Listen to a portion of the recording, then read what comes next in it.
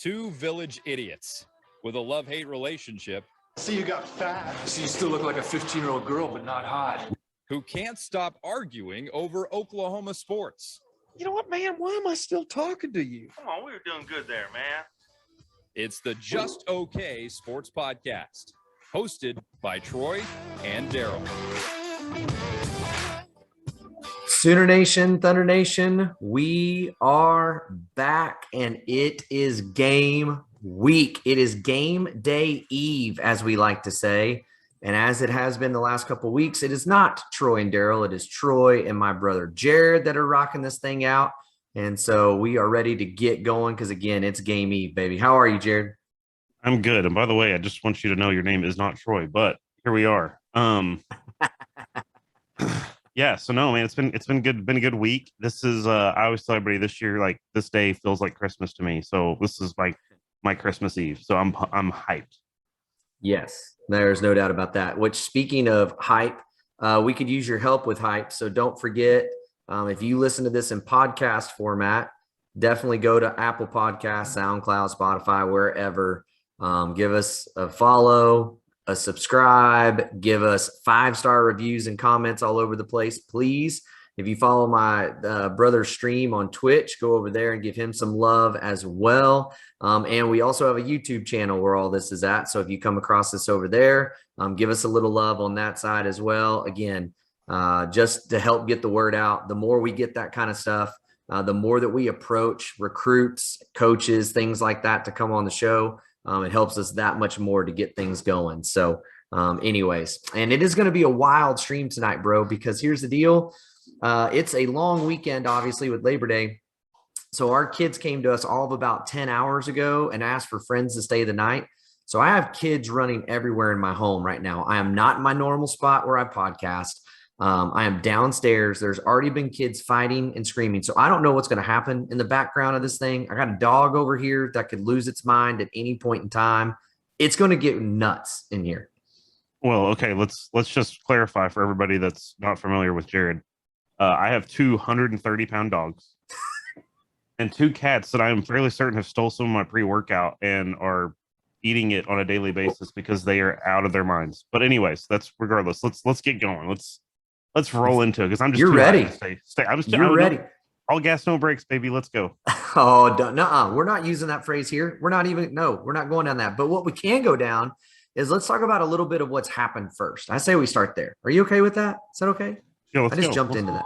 Yeah, the games that have the big ones, right? So just quick thoughts, Minnesota, Ohio State, quick thoughts on Virginia Tech taking out the UNC here all of 5 minutes ago. Yeah, so I want to touch on a couple other games that I know you're trying to skim over for a reason. Nebraska called that one. And Yep. The UCLA game, I called that. I told you UCLA, I think, can blow them out. And you did. Here we are. So now I was a little off. I was looking pretty good on my pick for the Minnesota game. But yeah, man, it was a wild one, man. I will tell you that. It's been especially that UNC game was crazy. That was an amazing game. Dude, they played lights out. OU DNA takes out another Longhorn. You got to love that. Yeah. That's always a win and a positive. So that was fun. Ohio State, man. I mean, I know it's early. That's a big game. We talked about this. You and I both were on the same page. Minnesota's going to get wild because they hadn't had this in forever. There ain't nothing to do in Minnesota. That crowd was hyped. You had a young guy coming in, getting his first start, those kinds of things. I mean, so maybe they take huge jumps as the season goes along. We'll see. But I'm not a believer in that defense, though. Yeah, the Ohio State defense looked. I've seen Swiss cheese with less holes than that defense did.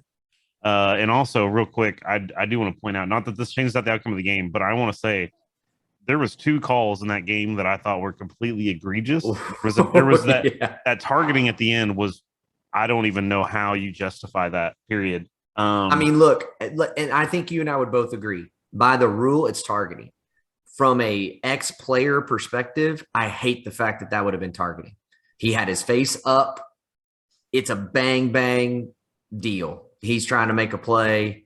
So I hate it on that end, but by the rule, it was absolutely targeting. Yeah, no, 100%. And also there was another play. I want to say it was in like the late third quarter, maybe it was early fourth. Just a whole. I mean, it was just one of those games where it's like it felt like the refs, and this went kind of both ways, but it just felt like there was a couple of times that the refs just weren't paying attention. Like they were like, "Oh, I'd rather have a hot dog," and we're up in the stands. But it wasn't a terribly called game overall. It was just like I said, it was just those moments. But anyway, but no, it was a great game. And I honestly do think, like, I mean, I'm not a believer in Ohio State's defense, which I just it's hard to have said in the last 4 or 5 years. Mm-hmm. They just did not look good. They didn't look fundamentally sound. They didn't look like they could physically impose themselves upon Minnesota. And I'm not saying Minnesota isn't a good team, but Ohio State in the past could have done that to anybody in the country. Yeah. Yeah. I mean, Minnesota's going to play hard, but let's be honest, they're unranked. It should have been I would expect their defense to play better. And honestly, I feel like if Minnesota had a capable quarterback, they might have blown the doors off of Ohio State. And like you said, a few calls as well. And then the UNC game, man, you could just tell Virginia Tech was, man, they had that game circled. They were ready. They got waxed last year by UNC, and they were not letting that happen. And I think also Sam Howell, the Heisman hype, felt like it was on him a little bit, and he pressed a little bit in that game, just trying to do too much. When again, just let it come, just let it happen. And when guys are open, hit them, and when they're not, leave them alone. And it didn't seem as though he was willing to do that. Well, and you know, another thing that I just want to say too is how, to me, I said this in one of our discords. How looked like the best player on the UNC team still. He did not have a good game though, but he is still. I mean, he's still. If I'm, excuse me, if I'm looking at him as an NFL GM, that game really doesn't change a whole lot for me. Like, I mean, if he doesn't have that game 10 times this year, he's probably still first round guy. Oh, easily, for sure. No, that's not going to like end his career. Again, it just felt like you said, it wasn't that he looked like a terrible player. It just looked like he was pressing. It looked like he was a very good player, one of the best players on the field, and just pressing just a little bit. And I want to say too, again, kudos to not to diminish what Virginia Tech did. For one, the crowd that stadium was rocking.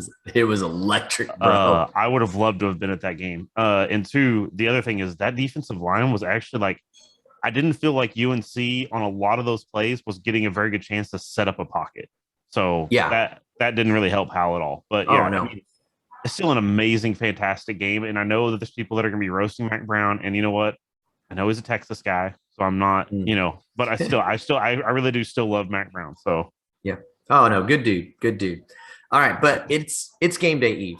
So let's transition. Let's get into it. So let's start with the bad news, because there is bad news. You just informed me right before we came on, actually. We have another player potentially out for tomorrow, and that player is Jared.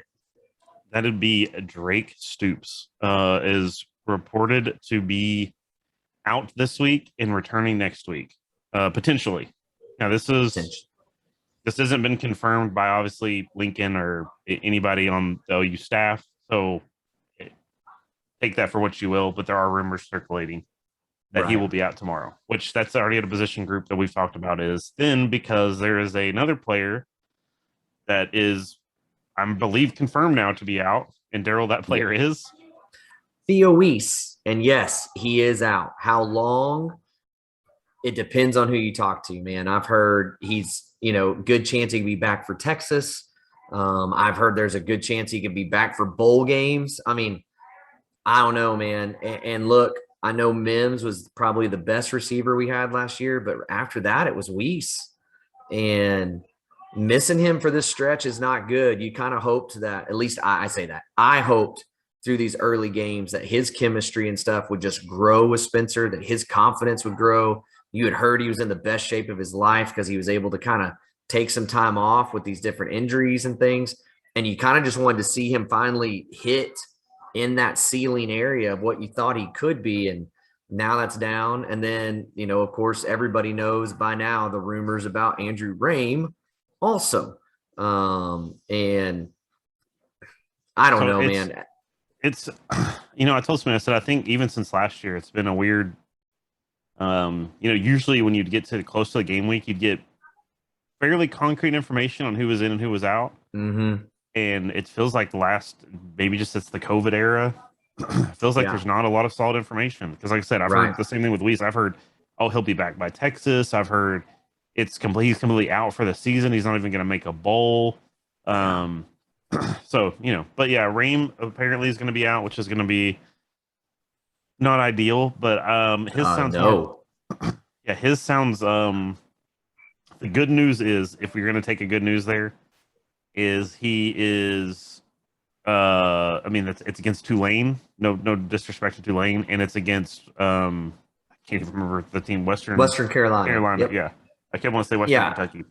I mean, but again, we keep saying this, and I got to say this in a short time and not get on a rant. This offensive line really needs time to gel. So this is not ideal. But again, it depends on who you talk to. I've heard it's this week. We've also heard that he could be available on Saturday.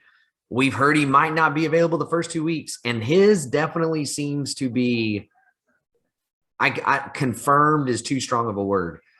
There's more circulation that it is COVID related with Raym. Whereas with Theo, we heard ACL early on, then you heard foot injury, then you heard, so that one's all over the map. Drake, nothing. And I wouldn't be surprised if it's another COVID situation. The way that they're so certain he's only going to be out a week would lead me to believe he's a vaccinated COVID positive. And so he's going to have to wait his days. And as soon as he gets a negative test, he's good to go again. But again, I haven't heard anyone state that. That's me reading between the lines, right? That's me saying, okay, why out? It's either that or he got in trouble. It is one of those two things. And he doesn't strike me as that guy. He doesn't strike me as that, but neither did some other people that aren't here anymore. We're not gonna mention their names. One that my daughter had his jersey and thought he was the nicest guy ever, and now it's always like, yeah, he's not here anymore, babe. Sorry about that. Yeah. Well, and just real quick, so we can get on to our next subject. To be honest with you, if you had to put down money, I would tell you I have no idea who's going to trot out on that field tomorrow. Yeah. Because it literally, aside from Weiss, Raym and Stoops could both be out there, and I wouldn't be completely blown away that as a surprise. No. And there could be 2 or 3 people not show up that we would be like, oh, well, okay.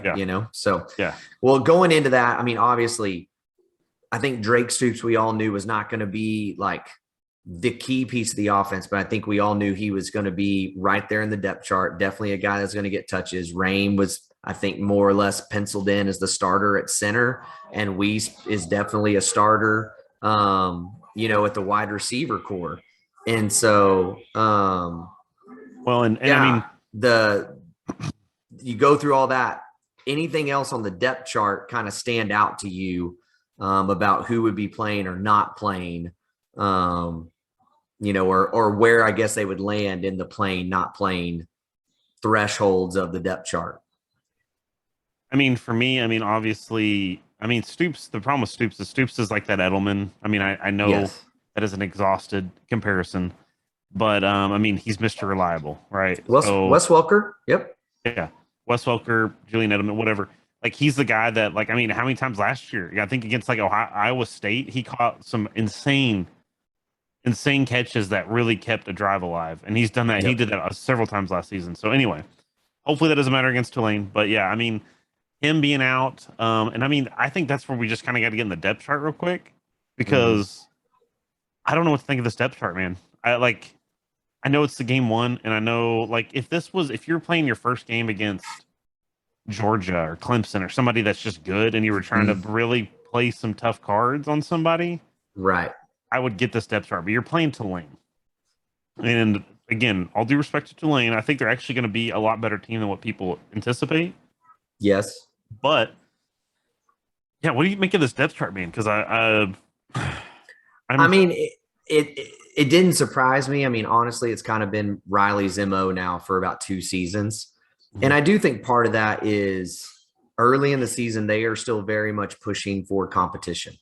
Right. And let's be honest, Riley, man, this whole competitive advantage line he likes to pull all the time, bro, like just Well, just chill with it, man. Like the whole or so you can go, well, they're not going to know who we're going to like. Okay, like who cares? Like it's them. They just because they know who's going to be out there doesn't change your scheme. Your scheme is still in house and all those kinds of things. So, I mean, I don't know that. Obviously, the thing that stood out to me right from the get go, and in Lincoln's presser is the name Eric Swinson. Name Eric Swinson is at the top of this daggum list. And the name Eric Swinson was the first name without hesitation out of Riley's mouth when he was talking about tackles. And then he was sitting there going, and I'm like, are we being serious right now that Eric Swinson is the only guy that you can go, yeah, Eric's a tackle? I don't know who else is. Like, I don't, bro. Well, and like, let's talk about it. Cause I mean, I've obviously made my stance pretty clear, at least, I don't know about everybody on the stream, but I'm not a huge Eric Swinson fan. But and it kind of flips to the other side at the other tackle. We heard so much about Wanya Morris. Yeah. And how he was like going to be this all-American, crazy, blow everybody off the ball, just insane player. And he is listed as number 2 behind Robinson. Right. So behind a guard. Yeah. Yeah. So I'm kind of like, I don't know. I mean, here's one thing I'll say, and this is what I think people sometimes forget. Obviously, Riley is a disciple of Mike Leach. Yep. Right. And Mike Leach is the king of he doesn't care. Mike Leach is the guy that he could be lining up against the school for the blind, and he is going to use every advantage he has to beat that football team, right? Like he doesn't care who he's playing. Yeah. So Riley may be trying to do that. He drops fake scripted plays so the other team can find them. And well, it's just like I think, remember, I think it was Baker's last year. Kyler was the number 2 QB, and Baker had an injury like 2 times in the game, and Kyler goes in there and runs it for like 50 yards. It's like, right. And it's funny because you see Baker on the sideline, like laughing, like, oh, and it's like, dude, I guarantee that. Well, people were like, that was a Baker thing. I was like, dude, that was a Riley thing. But anyways, 100%.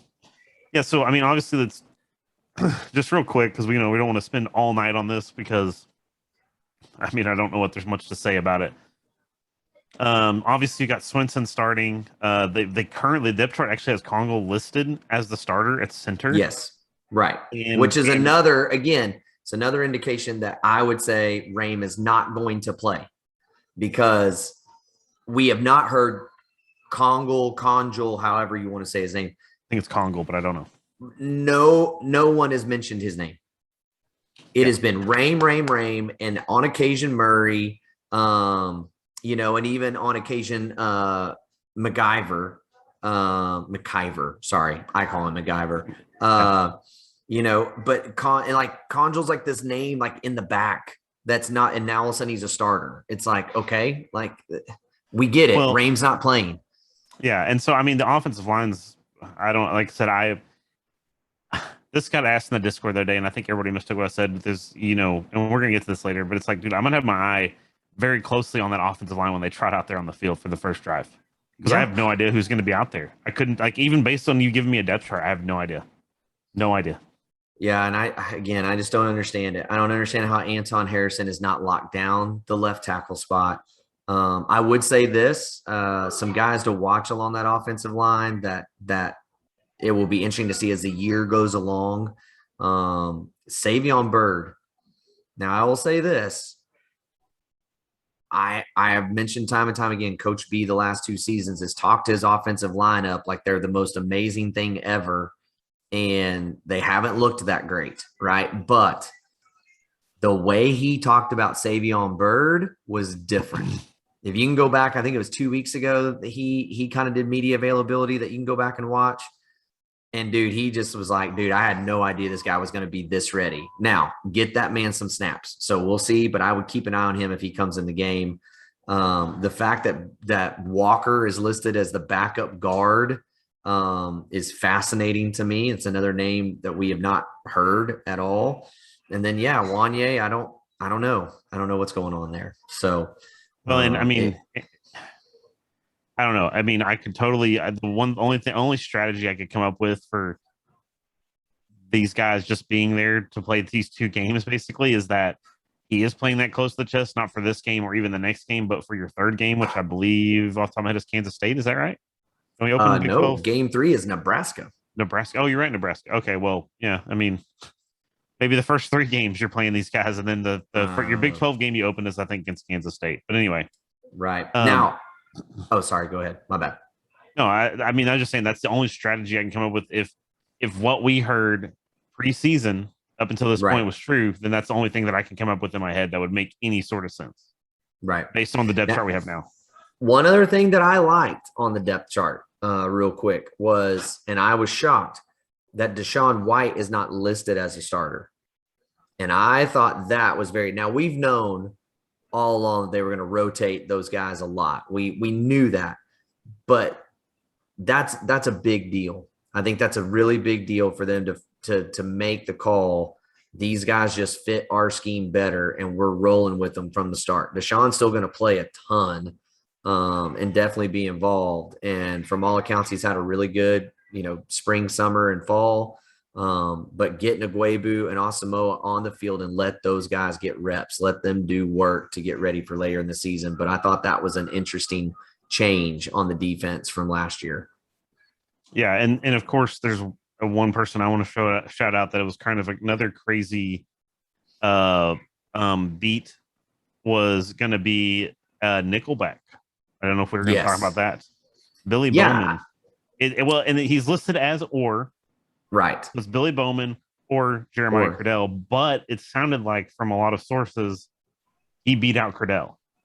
Well, yes, he did, but also it is not fair to say that without mentioning that Cradell did get banged up pretty bad in fall and missed, I think, a good amount of time. I think 3 or 4 weeks or something. It was a lot.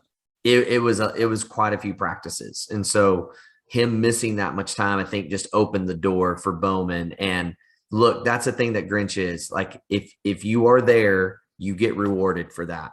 Right, wrong, or indifferent, until you prove that you're the guy, he's going to roll with who's at practice. You know what I mean? And even Norwood's a product of that. He's loved Trey Norwood since the day he's been here.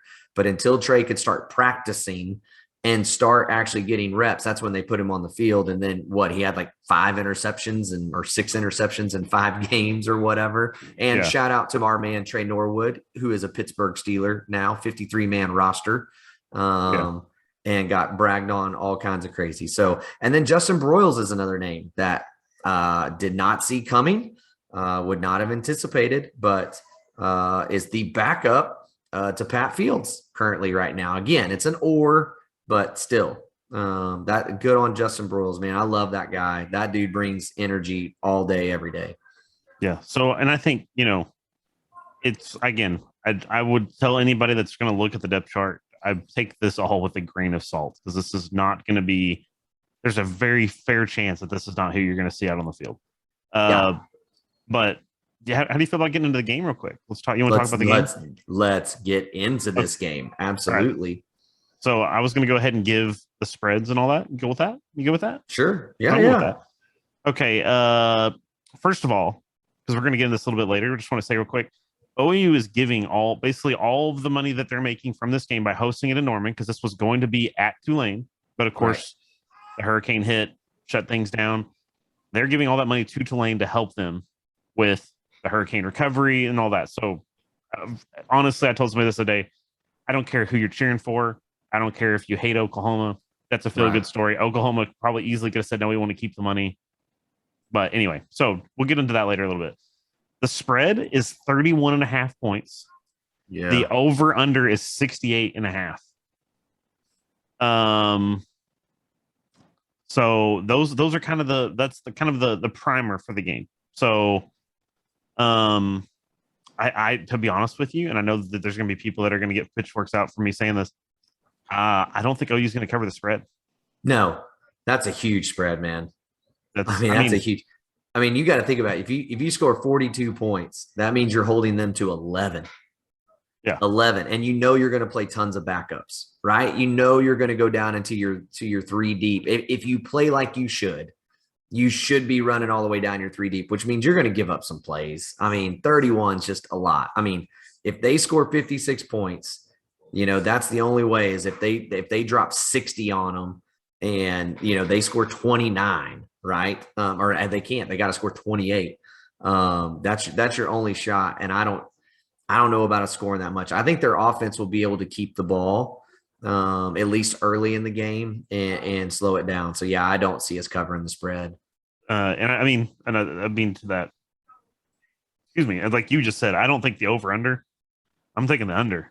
I think this is going to end up being a game that's like, I can see OU scoring like 35, probably. I think it's going to be like 35 to, I think it'll be like a 35-17 sort of game. Like, I think you're going to score some, especially late.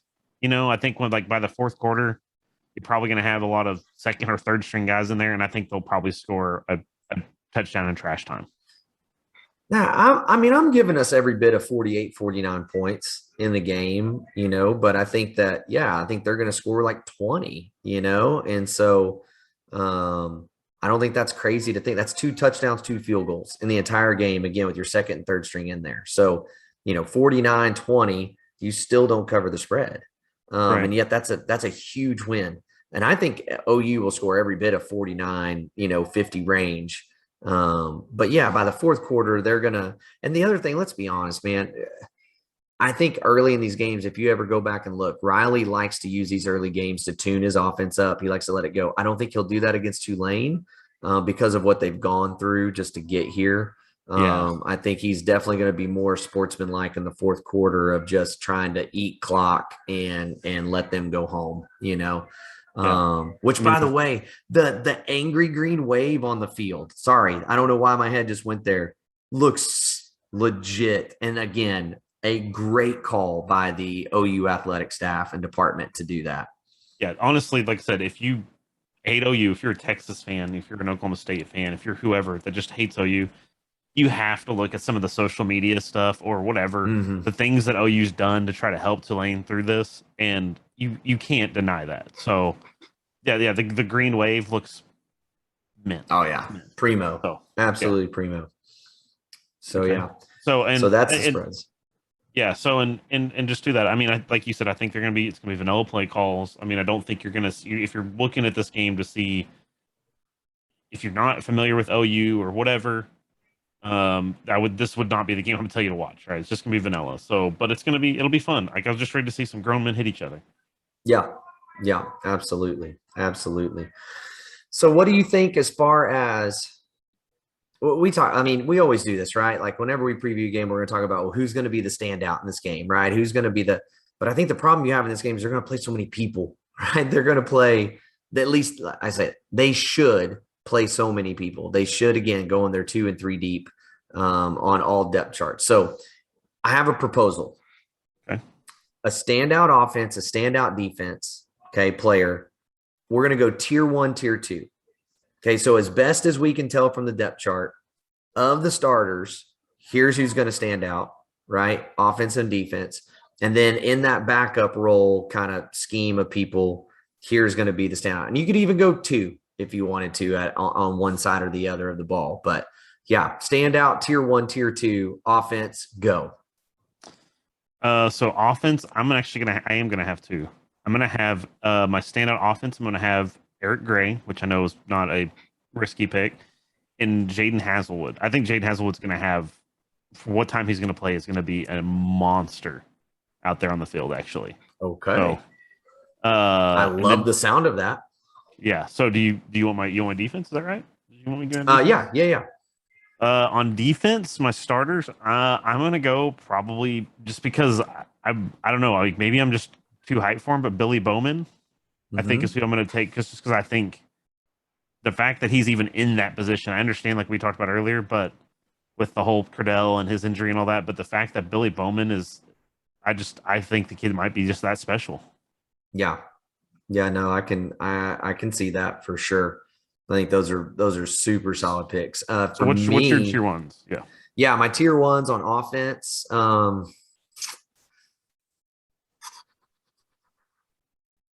Man, I'm trying to like really think through it. Yeah, I'll say Mario Williams. I think as far as a guy that's on the field early and often, I think he'll wow. I mean, even if his numbers aren't big, I think everybody's going to go, oh, okay, like, and be pretty fired up about that on that side. The other guy that should pop, and I know that this isn't like because this again, this isn't a rising star. It's just it should be Spencer Rattler. It should be Spencer should be in control, snapping the ball out of his hand as fast as he can, seeing things. If he's taken the step, right, that we all anticipate him to be doing, this should be target practice for him. And so he should be a standout as well in the offense. We'll see if that happens. Defensively, you took mine with Billy Bowman, punk. So I think after that, I mean, there's the thing is, it's funny is I left you plenty of options. So yes, you did. I'm going to give you two. Okay. On defense as well. I'm going to say Benito and Isaiah Thomas. I think those two both just wreck shop. I think they're going to do everything they can to contain Perry on. And so that's going to give IT a lot of space. And then I think if Benito plays like he can, I don't think they have anybody to stop him. And I think he is absolutely disruptive all day long. Okay. Yeah, I mean, and there's nothing wrong with those either. I mean, that's the thing is it feels weird, but on defense, it's like when I looked at that depth chart, I was like, dude, I don't even know who am I going to pick, So anyway, so tier twos, let's let you go first on tier twos. Let's hear your, since I stole your pick, you can steal some of mine. Your tier two picks. So this is like the guys that are not starting, but yes, are going to play in the sort of more trash time of the game. Right. And again, I'm going to go with two on this one. I am going to go with Cody Jackson. I think that people are going to finally find out how good this guy really is, and that'll be on display, although it will be later in the game just because of the depth at receiver. And then I'm going to go – which one am I going to go with? Yeah, I'm going to go with the weatherman, Jaden Knowles. I think he will show out better than people think. I think he will look better than people think within this game. And I think Hudson could do that as well, but I'm just – the weatherman. You got to go with the weatherman. You got to at Oklahoma. You got to do that. And then defensively, tier two, I'm going to go off the radar a little bit with this one. And I am going to say Shane Witter. I think if you really listen to what was being said about Witter during bowl preparation, what was being said about Witter through the winter, through the spring, through even the summer, it was Witter. This guy's coming on. They can't keep him off the field. Then Danny Stutzman showed up. And the reality is Danny's a true freshman, and you're expecting a guy to come in and not really do much. And he kind of stole the show, and Witter's just continued doing what he's doing. And I think this is his opportunity to kind of shut up, not because he doesn't like Danny, but it's like, okay, I was the talk.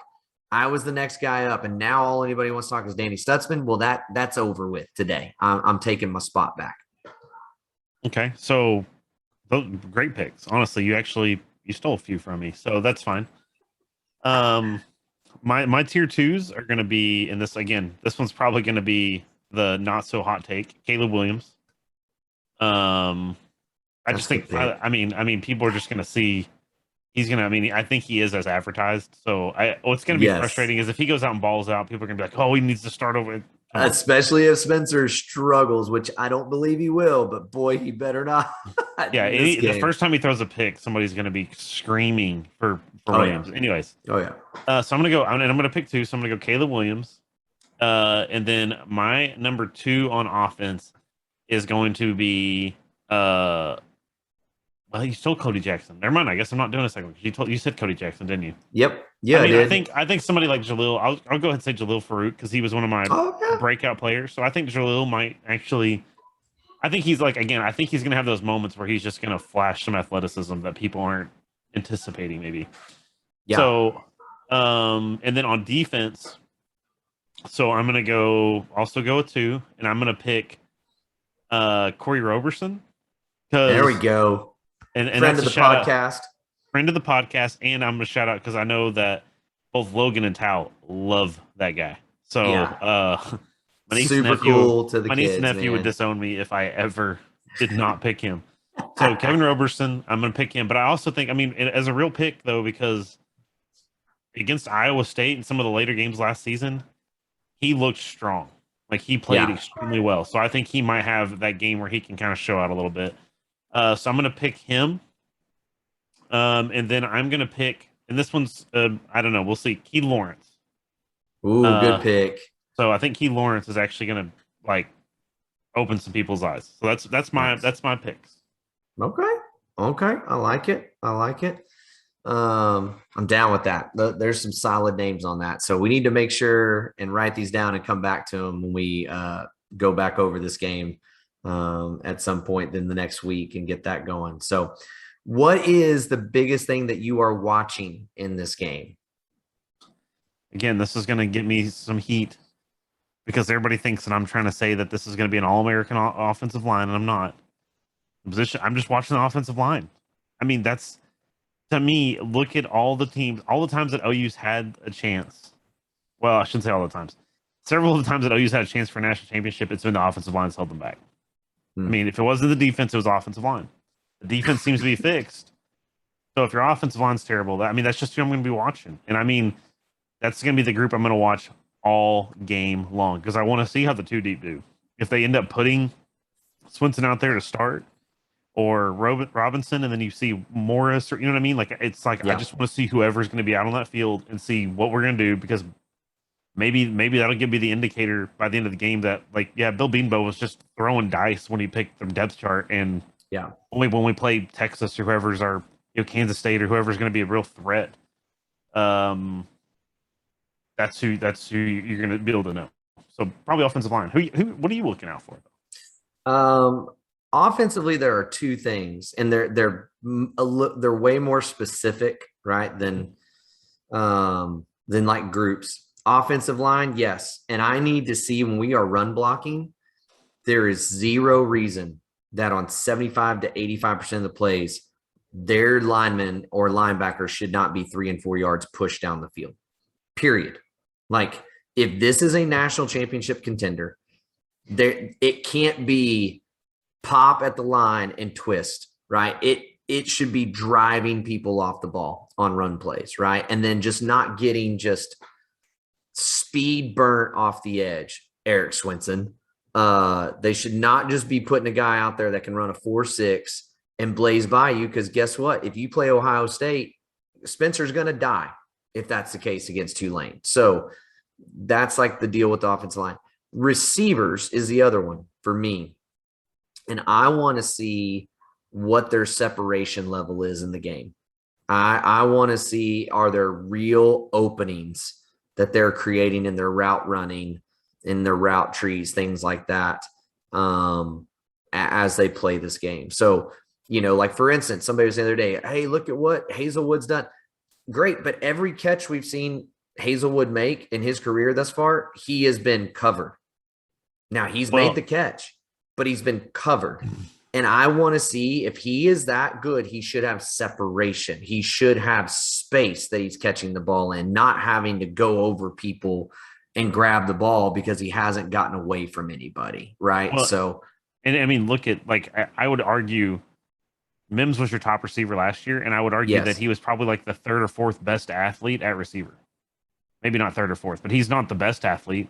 Not to say he isn't, but it's like, the kid, he was one of the few receivers. He was really the only receiver besides maybe Stoops that was proficient in route running and separation.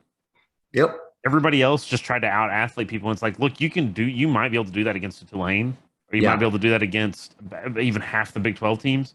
Right. You're not doing that when you go play Alabama or LSU or whoever you're playing. You know what I mean? Like, you're just not. Yeah. So I think those are the 2 things for me. I have zero question about the defense. Now, maybe I'll come on here and go, man, we should have been watching this. But I just want to see them just play consistent, hold their gaps, as they play this option style deal and tackle well. They do that. I think they're fine. Well, and I want to see, I mean, to that, I mean, I want to see them play tough because Grinch has been selling that we're going to play tough 100% of the time. So I want to see against the Tulane, you ought to be demolishing their offensive line. Like, I want to see them snap the ball, and by the time the QB's got his hands on it, you're in the backfield. So yeah, exactly. So on that note, how many sacks do you think this defense gets on Saturday?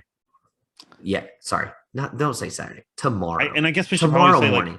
Like, let's phrase it this way. Let's say how many TFLs are they going to have? How many tackles for loss are they going to have? Ooh, yeah, that's a better way with this option. Yeah, because I mean that's what I kind of thought about yeah. So I'm going to go with TFL. Huh? 10? 10? I honestly think I'm okay. Hot take. I'm going to go 8. The reason I'm going to go with a little less, just because I think you're going to be playing, like you said, you're going to be playing some second string guys. And don't get me wrong, this team is extremely deep.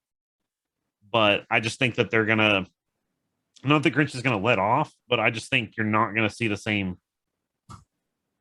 blow off the ball as you are with the second string guys. But sure. So 8 to 10. Sure. So I'll pick 8. Okay. I like it. Okay. So, so I guess you just want to kind of go into, I mean, I think we've kind of covered the game, the OU game at least, right? Yeah, I mean, I think so. I mean, if I had to pick a score, like I said, I think it'll be somewhere around 49-20, 49-17. I'd love to see this defense pitch a shutout, but again, I just think they're going to play too many people. And again, as you look at this depth chart, just freshman, Latrell McCutcheon, Bowman, Key Lawrence is not a freshman, but very young.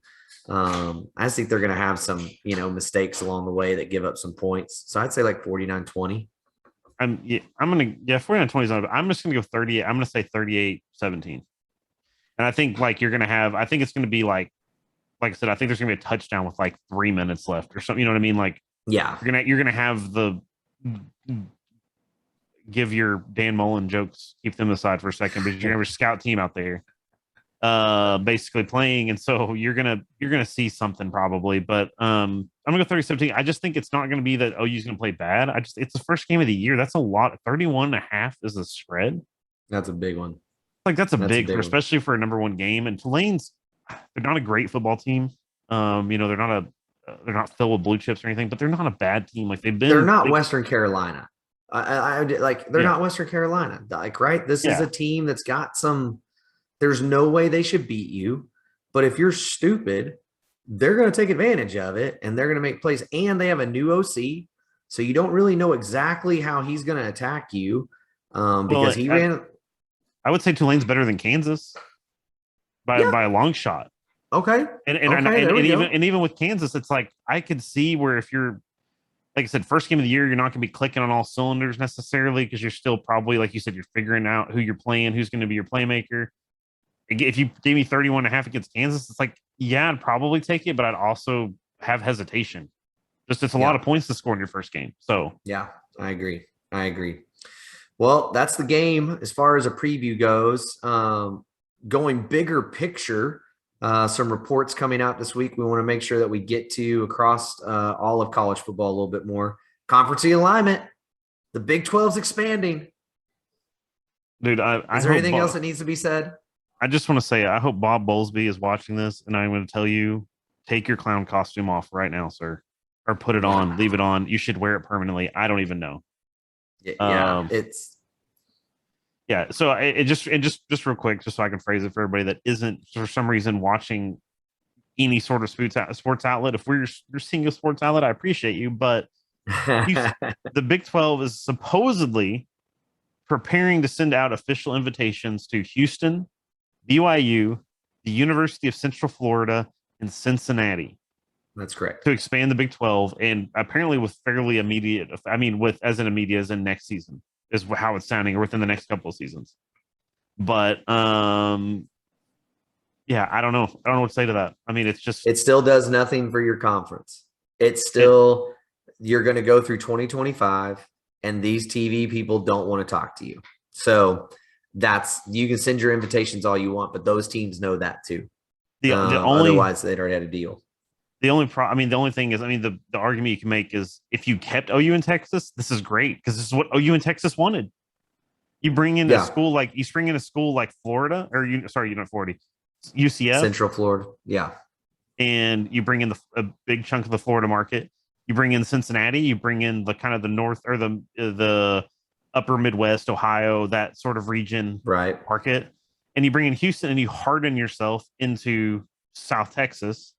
Yep. And BYU is obviously a national brand, so it's like this was a no-brainer. This is what cracks me up. This is what OU and Texas both lobbied for 4 or 5 years ago. Yep. And then now the Big 12 is like, oh, we've got this great idea, and it's like, okay, yeah, we talked about this a long time ago. Yeah, absolutely, absolutely. And I mean, again, I don't see any impacts with any of that stuff. I think it's all. I mean, even if it went through, it's going to be 2025 before they do anything. And all that good stuff. So whatever. It's fine. So let's kind of, since we're, I don't want to rage out. Let's jump to the week 1 big games. You want to just kind of quickly browse through those?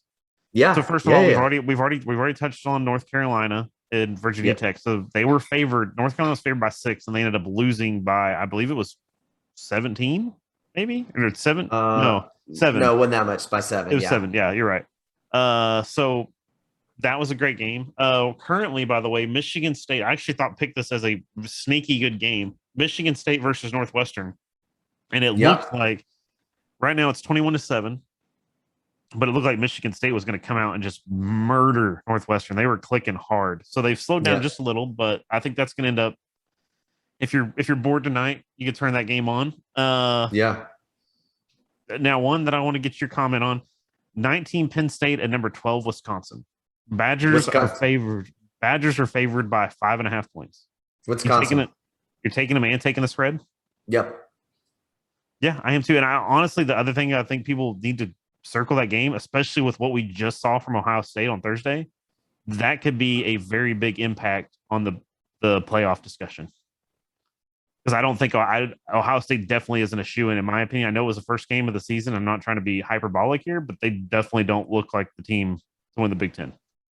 Just as a shoe-in to win it, at least. Yeah. I mean, if they run the table, they're in. But, yeah, I mean, I think Wisconsin wins this game. It's at home early in the season, and they're a mauler, man. That's what they do, and they're healthy. I mean, if there was a team I would not want to play early in the year, it's Wisconsin, because they 100%. They're just a physical. Yes, they're just going to come and pound you to death because they hadn't played anybody but each other for the last 6 months, and they're ready to roll. So you better buckle your chin strap up. That's like a team full of country-fed or corn-fed country boys that are just going to maul you. Kansas State at Stanford, I think, is going to be a sneaky good game. And I think it's going to be a good preview to see if Kansas State with Skylar Thompson is going to be any good. So and by the way, Kansas State is favored by 3 points. So well, here's what we know: Stanford ain't gonna have a home crowd, so you're not gonna worry about that.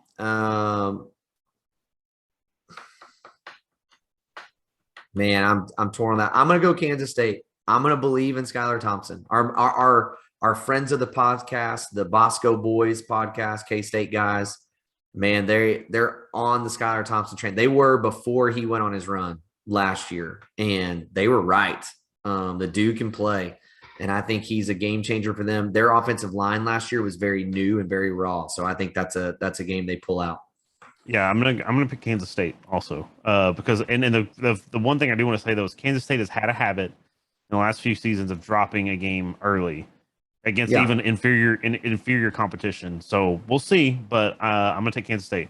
Now, another good game, I think, well, it looks better than what it is. Number 1, Bama versus number 14, Miami. Bama is favored. This is kind of funny because it's number 1 versus number 14. Bama is favored by 19.5 points currently. Yep, and I'll take it. Yeah, I will. I'll take all them points. I don't think Miami's all them points. I'm going to give you a hot take right now. I don't think Miami's ranked at the end of the season. Wow, I wouldn't go that far. I just think Bama, again, early in the season games, they come out firing, and Miami's not on the level of some of the teams they've played the last few years. Alabama has, and I think their defense, again, I think Miami's running on their offense and Alabama's running on their defense. So it just so happens that what Bama does best is what needs to be best, if that makes sense. And it's going and their best is better than Miami's best. And so that's going to give them fits. And so give me all the Bama you can give me. I'll take it 21 points in that game. Okay, next we got number 17 Indiana versus number 18 Iowa. Iowa was favored by 3.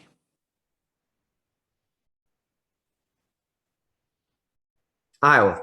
I don't know. I have no idea, man. I'm taking Indiana. Okay. I'm going to take Indiana, and I think they're actually going to win by a couple of scores. Gotcha. I just don't have faith. I mean, Iowa's been dealing with a lot of turmoil over the offseason. So I just think that's going to be that team that's just they've had too much. Yeah. Next, this is a favorite pick of mine for this week. Number 23 Louisiana. Yep. At 21 Texas. And Texas is favored by 8. Louisiana. They've actually moved the line, I think. I'm pretty sure I have to look at a chart, and I should have done this before. I'm pretty sure they were only favored by like 5 earlier this week. So they've actually moved the line, I believe. But yeah, I'm going to go Louisiana. I mean, Texas has doesn't matter. I don't care if I get this pick wrong or not. I'm not picking Texas. Okay, but I'm gonna give people just a little info. Texas. I'm just gonna pick Texas just because. I'm gonna pick Louisiana because I think Texas is replacing way too much. They do have. I'm gonna say it, and people are gonna get mad at me, and I hate to say it. They have the best running back in the Big 12, in Bijan Robinson, and but Sark, I think, is going to have a lot to replace, and he's going to be a new system. It's just going to be. I just think that there's too much new there for me to have any confidence. So I'm going to go Louisiana, and I think they're going to win again by probably a couple touchdowns. Next, we got number 16 LSU at unranked UCLA. LSU is only favored by 2.5 points. I will take UCLA. Yep, I'm fighting Chip Kelly's, and I couldn't be happier about that pick either. Not much to say. I just think he's lost that team. I think he's losing it. I think he caught lightning in a bottle with Brady there as what is his OC. I don't care what title he had. Right. He caught lightning in the bottle. He doesn't have that anymore. And you could see that last year. And you could just see last year, you could see the fractures in that locker room already forming like giant fissures. So, so we're both on the same page there. Now, here's the big one. So let's discuss this one just a hair, just for a minute or two. Number 3 Clemson versus number 5 Georgia. Clemson is favored by 3 points. Yep.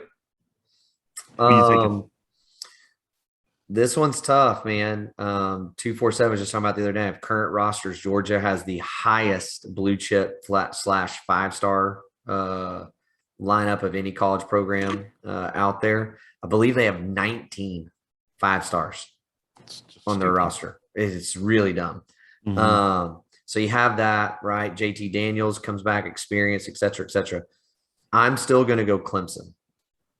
And the reason I'm going Clemson is because I just believe I know they brought Todd Monken in and all that stuff at Georgia, but I just believe that when it gets tight, Kirby gets tight. He's going to just want to hand the ball off and just run. And Dabo don't care. Dabo, man, he's going to shoot a shot. And if shooting a shot loses him a game, he does not care. He does not shrink from it. He's willing to go for it. And I think that's the difference. And I also think they have the better quarterback at Clemson as well. Yeah, so I'm going to go just to argue. I'm going to go with Georgia. Now, I do have a reason. I'm not doing it just to disagree.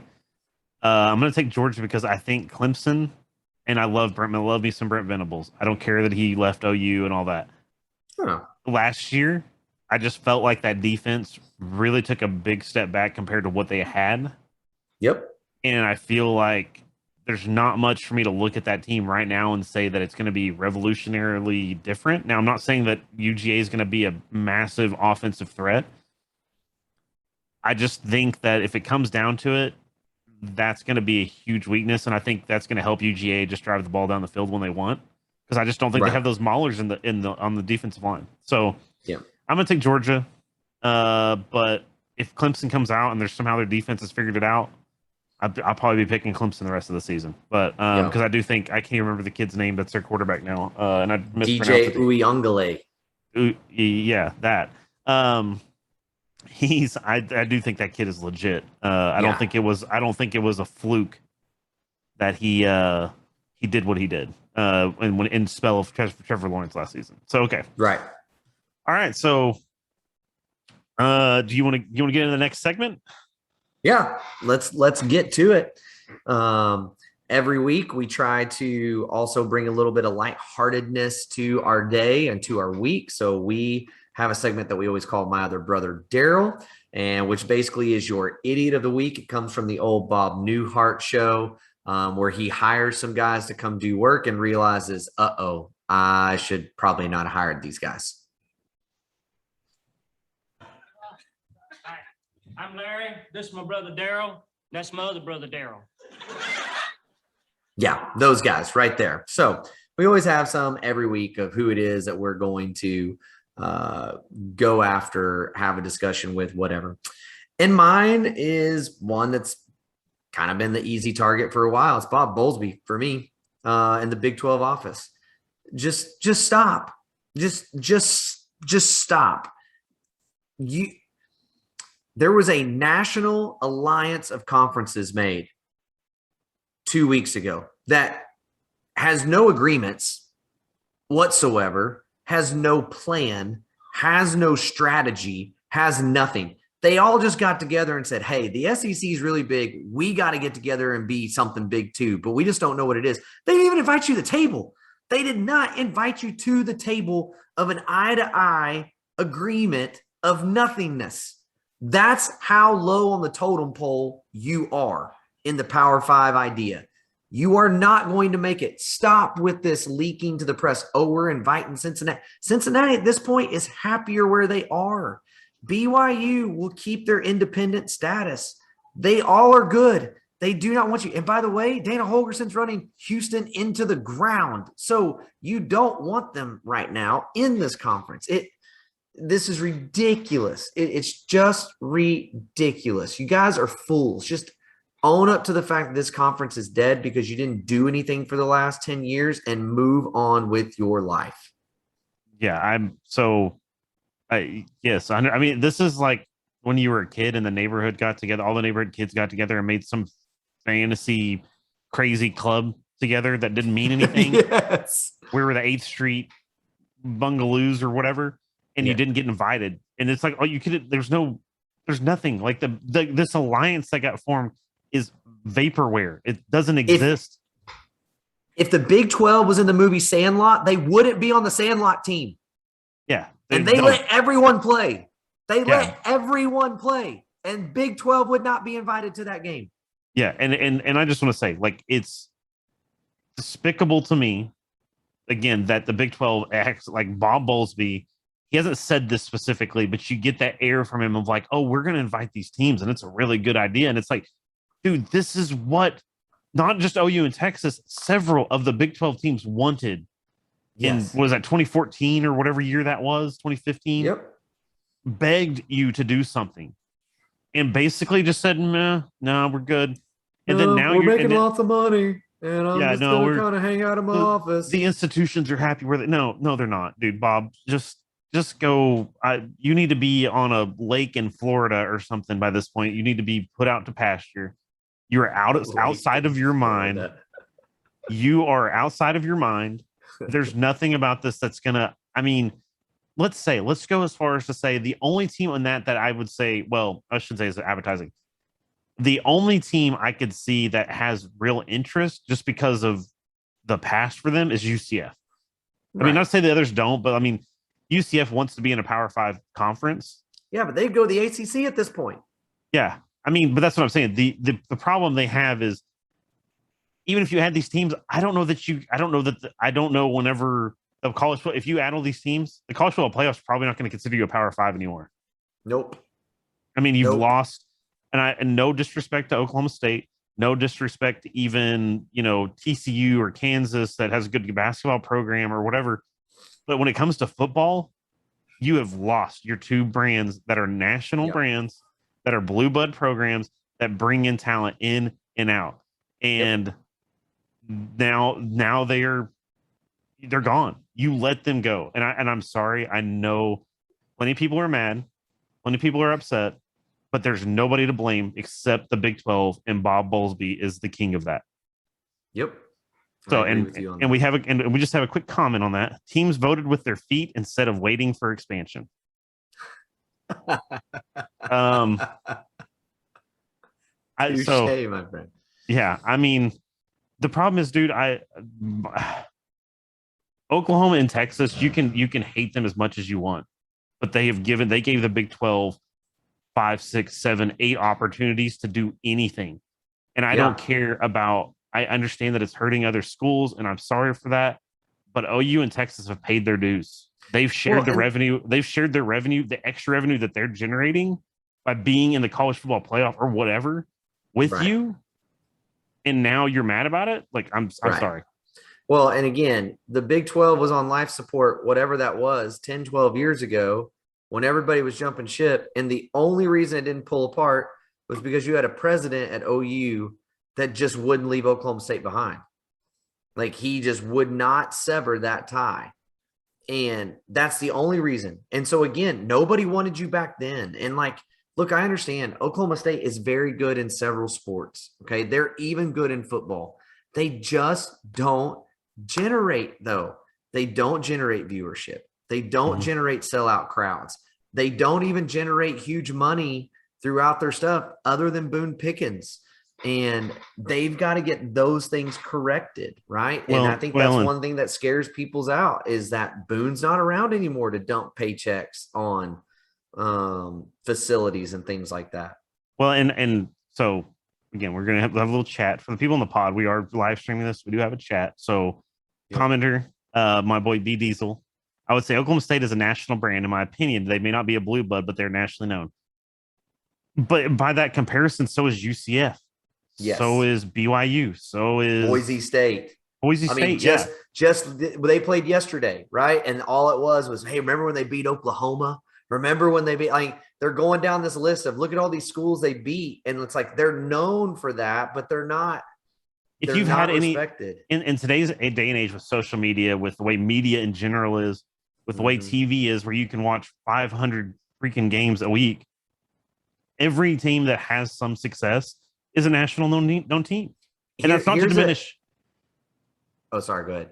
I just want to say that's not to diminish what Oklahoma State is. Oklahoma State is a great program. I'm not diminishing that they are a great program. They are. As an Oklahoma fan, I will tell you, they're a great program. The problem is that they have not been able to string together enough success and beat their big brother. Right. Consistently. Look, we're an outstanding podcast, but we don't compete with Sooner Scoop. Okay. Right. Like, they have more viewership. So, like, no one's picking us up, right? They're going to pick Sooner Scoop up. And that's, I will find this and try to tweet it. But there was a guy like 2.5 weeks ago that actually brought on a TV executive and said, help me understand what generates these contracts, because everyone keeps saying, and they use Oklahoma State as an example. Nobody wants Oklahoma State, but if they were added to the Pac-12 right now, they would be like number 5 in TV viewership over the course of the year. And the guy said, he goes, yeah, that's true. He goes, but TV networks don't care. What they care about is a team that will generate a 4 million plus viewership. You know how many of those games Oklahoma State has had in the last like 5 years? Probably 5, and it's all Oklahoma or something, or Texas or whatever. That is exactly right. I believe it was actually 4, and 3 of them were OU, and 1 was that year they played Georgia. Remember that? Like, that, like, when that was actually, it. So again, Blue Bloods playing Oklahoma State gets you to 4 million. Everybody else Oklahoma State plays, it doesn't generate it. And they did not have it without OU. They didn't have it without Georgia. And again, I'm, as an Oklahoman, am proud of what Oklahoma State has built there. They do have a good football program. They do have an incredible wrestling program, an incredible baseball program, an incredible golf program. I mean, on and on. They're very good at softball now. They got a great athletic department. But unfortunately, the alumni base and the national brand is not big enough to generate enough eyeballs on the TV to get anybody to come to the table and take Oklahoma State. For Oklahoma State, like the comparison I would draw would be like I don't even know who I would pick. Like somebody like really even like a Clemson, like pre 1985, like where they had some success before that, but then they kind of got put themselves on the map when they won 1985 national championship. And I know some Oklahoma State fans will say, "Well, we won in 1945. Get out of here with that." Yeah. But regardless of that, nobody cares about 1945. If you'd won a Right. national championship in 2013 or whatever year that was that y'all were, or 2011 or whatever it was, y'all were really good. Here, Come to me and talk to me about okay, now we're a national brand. Oklahoma State and Michigan State. That I think Michigan State of like 8 years ago, right? Yeah. Before what's his name left, where they were beating Michigan, right? Like once every 3 years. They were right there on the cusp of winning the Big Ten. They were giving Ohio State everything they wanted, right? That in that time frame, that's what Oklahoma State has been over a much longer period, right? Over a longer period of time, but it's that same kind of brand is what they've got. So, and real quick, here's the comparison I want to draw. He's posted something else, but we're not going to get into that right now. The only comparison I would draw, another comparison I would draw, Baylor. I hate to use the name Art Briles. When Art Briles was there, Baylor was a nationally known team, heavily televised. They had RG3. They won a Heisman. All the success. And even now that they've kind of rebuilt themselves, they're not talked about. Even when they had, I can't even remember his name, whenever he played Oklahoma in the Big 12. What was that coach's name? Oh, Rule. Matt Rule came in and turned them around. It's like, dude, as soon as the next year when they were 0 and what 1 and whatever they were, nobody talked about them because they didn't have enough success for a sustained long amount of time to say we are a national, like you're a nationally known name, but you're not. You don't have the umph to back it up to say we're a team that we're going to get televised because of what our brand is. Yep. Your brand's just not to that size yet on the football stage. So I'm sorry. No, it's not. It's not, unfortunately. So, well, man, I'm ready. I got my road whites on for tomorrow, which is another cool thing that OU's doing tomorrow. I got my road whites. Wait, are they? I thought they said that they were gonna. So I was kind of, because I saw conflicting reports. I saw Tulane's getting to pick what uniforms they're wearing. Is the last I saw, and now this. Somebody can tweet at us later or whatever. Last I heard is Tulane is getting to pick whatever uniform they want to pick. And I believe OU basically is. And OU, from what everybody's been trying to rally. I would love it if Tulane wore their like that teal or whatever color uniform. Yes. Green. The angry green. OU wore the red. The road white. Road white. Bring the road white in Norman. I would love the red. I would love. Either way, honestly, there's not a bad combo. And real quick, I want to shout out Joe Castiglione for roasting some idiot on. We should have done this with my brother Daryl. Some idiot on Twitter that was bashing OU for not selling out the game with a week's notice, or I don't know. It was just I was like, dude, get out of here. And Joe Castiglione tweeted at him, and I was like, dude, oh my god, you're just into this man's career. Yeah. But secondly. Joe, come on, let's talk about the black jerseys, dude. I'm down for it. I don't care that it's I don't get it. I just don't get it. I mean, although he was very specific to black, and if you know anything about Joe Castiglione, shades of color is a very important thing. Dude, if you did like a gunmetal, like you know what I'm talking about, like a very dark gray, that would be just a sick. Like I have that hat somewhere. Don't give up. Don't give up yet. I cannot neither confirm nor deny anything, but I do believe there is still some discussions in the works for something along those lines. So, yeah, I'm not going to say too much more, but I do know that when the Jordan brand came on board, there was several discussions that have been happening since. That's where I'll leave it. I know that. Which, by the way, I wish that they would do even like a smoke metal, right? Like that gray, like you're talking about. And that I'd still love the wood grain alternate helmet, the red helmet that just looks wood grain all through it.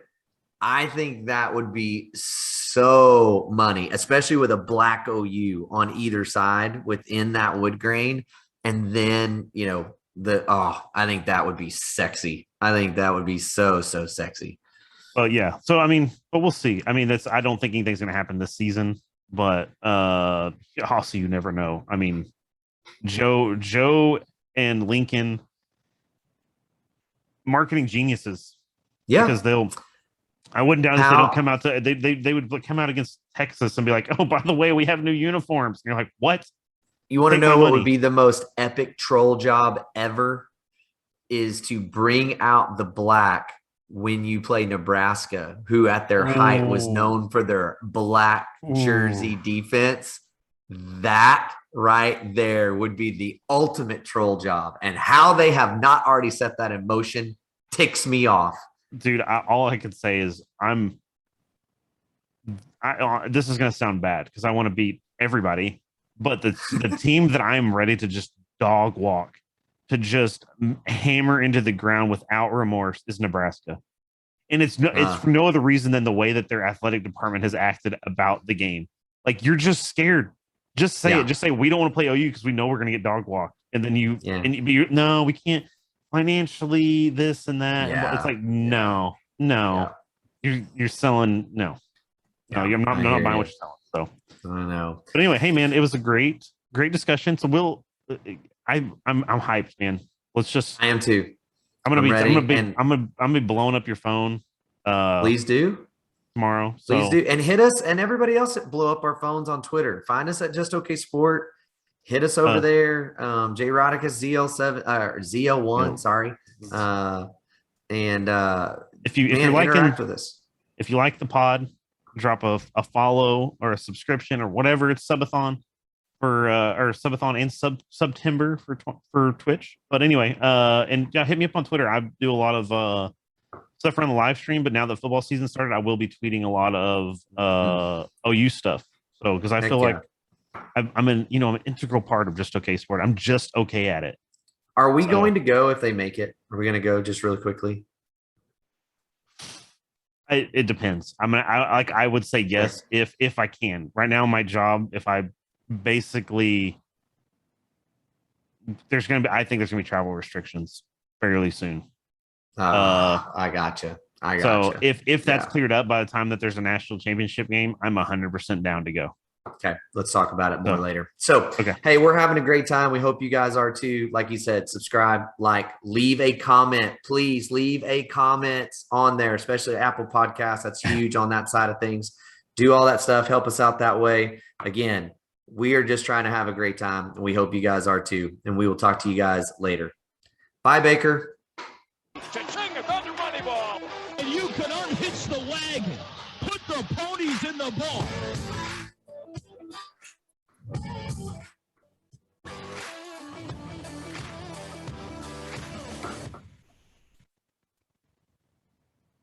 And it's ended.